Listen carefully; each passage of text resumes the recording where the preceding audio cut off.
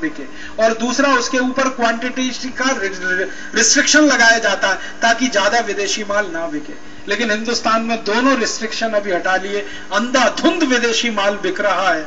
उसके चक्कर में हो क्या रहा है, एक्सपोर्ट बहुत कम हो गया है, इंपोर्ट लगातार बढ़ता जा रहा है, और उसकी वजह से घाटा हो रहा है हमको हर साल। और घाटा कितना हो रहा है वो बताता हूं।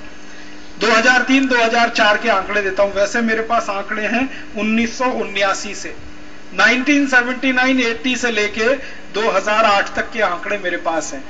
तो पीछे के 4-5 साल के बता देता हूं ताकि आपको अंदाजा लगे। हमारा 2003-2004 में एक्सपोर्ट था 2,96,969 करोड़ रुपए, और 2003-2004 में हमारा इंपोर्ट था 3,59,408 करोड़ रुपए। माने एक्सपोर्ट और इंपोर्ट में लगभग 1 लाख करोड़ से ज्यादा का अंतर। एक्सपोर्ट कम है, इंपोर्ट ज्यादा है। फिर उसके बाद 2004-2005 में एक्सपोर्ट था 3,75,340 करोड़ और इंपोर्ट हो गया 5,01,065 करोड़। घाटा हो गया लगभग 1.5 लाख करोड़ का एक्सपोर्ट इंपोर्ट का। फिर 2005-2006 में हमारा एक्सपोर्ट था 4,56,418 करोड़ और इंपोर्ट हो गया 6,60,409 करोड़। फिर 2006-2007 में हमारा एक्सपोर्ट था 4,51,168 करोड़ और इंपोर्ट हो गया 6,80,941 करोड़। और लेटेस्ट जो आंकड़ा है 2007-2008 का, उसमें एक्सपोर्ट है 5,52,168 करोड़ और इंपोर्ट है 6,75,580 करोड़। माने एक्सपोर्ट और इंपोर्ट के बीच का जो डिफरेंस है, जिसको व्यापार घाटा कहते हैं, वो 1.25 से 1.5 लाख करोड़ के आसपास है। माने एक्सपोर्ट कम हो रहा है, निर्यात कम हो रहा है, आयात ज्यादा हो रहा है, तो घाटा हो रहा है। इस घाटे की पूर्ति करने के लिए कर्ज लेना पड़ रहा है, फिर उस कर्ज का ब्याज चुकाने के लिए कर्ज लेना पड़ रहा है, फिर उस कर्ज की किस्त चुकाने के लिए कर्ज लेना पड़ रहा है। तो सारा देश कर्जे के दुष्चक्र में फंस गया है। मैं आपको माफ करिएगा, एक बहुत खराब आंकड़ा देना चाहता हूं। 1947 में जब देश आजाद हुआ तो एक नए पैसे का कर्ज हमारे ऊपर नहीं था। अब आजादी के 62 साल में हमारे ऊपर 6,80,000 करोड़ रुपए का विदेशी कर्ज हो चुका है।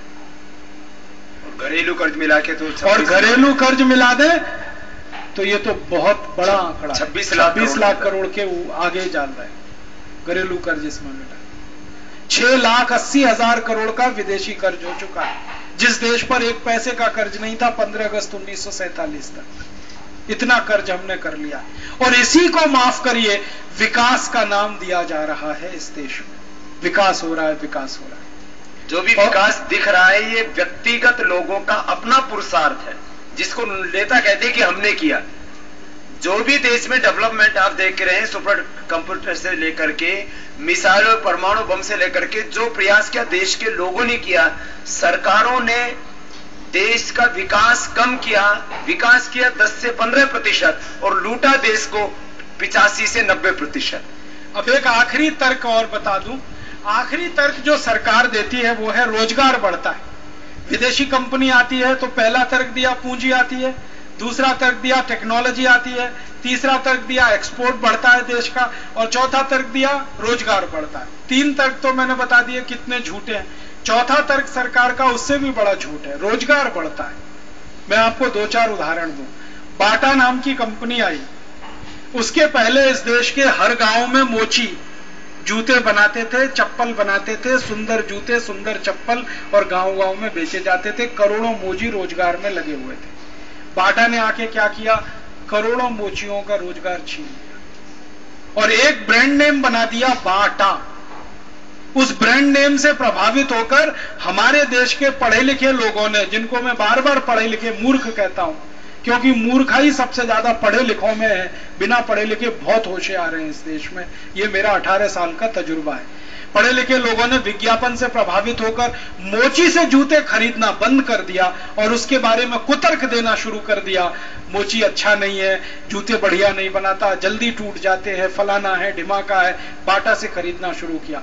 आज बाटा के हिंदुस्तान में लाखों कस्टमर हैं। वो सारे कस्टमर पहले भारत के मोचियों के कस्टमर थे, वो अब बाटा के कस्टमर हो गए। तो करोड़ों मोचियों का रोजगार रोजगार खत्म कर दिया इस बाटा का। पता है, जो मोची पहले जूता बनाकर बेचते थे, अब वो जूते की रिपेयरिंग करते हैं। आपका फटा हुआ जूता सिलते हैं, पहले वो जूता बनाते थे, कारीगर थे वो इस देश के। अब जूता सिलने वाले रिपेयर बन के रह गए हैं। उनकी इतनी बेइज्जती हमने इस देश में की है। लाखों मोची बर्बाद हो गए बाटा के चक्कर में। एक और उदाहरण दूं, कुछ विदेशी कंपनियों ने पानी के ग्लास लाए प्लास्टिक के। वो पानी के गिलास इस देश में आए विदेशी टेक्नोलॉजी के। उसके पहले इस देश में पानी पीने के लिए मिट्टी का कुल्हड़ बनता था, जो हमारे देश में गांव गांव में इस्तेमाल होता था, और हर गांव में 3-4 कुम्हार होते थे जो इस काम में लगे रहते थे। कोई कोई गांव में 8-10 कुम्हार होते थे। मुझे मेरे गांव का मालूम है, मेरे गांव में 4 कुम्हार थे, चारों बेकार हो गए। और हिंदुस्तान में 1.5 करोड़ से ज्यादा कुम्हारों की जमात है जो बर्बाद हो गई जब से ये प्लास्टिक के गिलास आए और हमने उसमें पानी पीना शुरू कर दिया। रेफ्रिजरेटर आए, हमने उनमें पानी रखना शुरू कर दिया। वाटर कूलर आए, हमने उसमें पानी ठंडा करना शुरू कर दिया। मोची जो घड़ा बनाते थे और घड़ा बेचते थे, मिट्टी के घड़े का पानी हम गर्मियों में पिया करते थे, वो सब अब धीरे धीरे खत्म हो गया। इसी तरह से एक विदेशी कंपनी आई, रेडीमेड गारमेंट्स उसने बनाने शुरू किए, नाइकी, और एक है एडिडास, एक है प्यूमा और एक है बटरफ्लाई। रेडीमेड गारमेंट्स आ गए, लाखों दर्जी बर्बाद हो गए इस देश में, जो गांव गांव में कपड़े सिला करते थे, बेचा करते। अब मुश्किल क्या हो रही है, दर्जी की सिलाई के बराबर के दाम पर सिली हुई शर्ट मिल जाती है, यह स्थिति हो गई है। और सिली हुई शर्ट वो चाइना से और पता नहीं कहां से आ जाती है, और वो सब सिंथेटिक गारमेंट्स हैं जो बहुत सस्ते पड़ते हैं, क्योंकि सब्सिडी और टैक्स रिबेट बहुत ज्यादा है उन कपड़ों पर, चीन में और दूसरे देशों में। दर्जियों का रोजगार खत्म हो रहा है, मोचियों का रोजगार, कुम्हारों का रोजगार खत्म हो रहा है, लोहारों का रोजगार खत्म हो रहा है। और बड़ी बड़ी विदेशी कंपनियों ने आकर, एक विदेशी कंपनी ने आकर दिया सलाई बनाना शुरू कर दिया, माचिस, मालूम है, विम को माचिस की डिब्बी बनाना शुरू कर दिया। जो माचिस हमारे घर घर में बनती थी वो विदेशियों ने बनाना शुरू कर। कुछ विदेशी कंपनियों ने मोमबत्ती के चक्कर में अगरबत्ती, मोमबत्ती। कुछ विदेशी कंपनियों ने आटा बेचना शुरू कर दिया, जो गांव गांव में पहले पिसता था चक्कियों पर, उसका रोजगार था। कई विदेशी कंपनियों ने तेल बेचना शुरू कर दिया पैकिंग करके, जो गांव गांव के तेली हुआ करते थे, कोल्हू चलाया करते थे, तेल निकाला करते थे, उनके रोजगार खत्म हो गए सबके। पारंपरिक रूप से करोड़ों लोग जो हमारे काम में लगे हुए थे, और सिंथेटिक कपड़े आए, तब से तो ये सूती खादी के कपड़े में बर्बादी आ गई।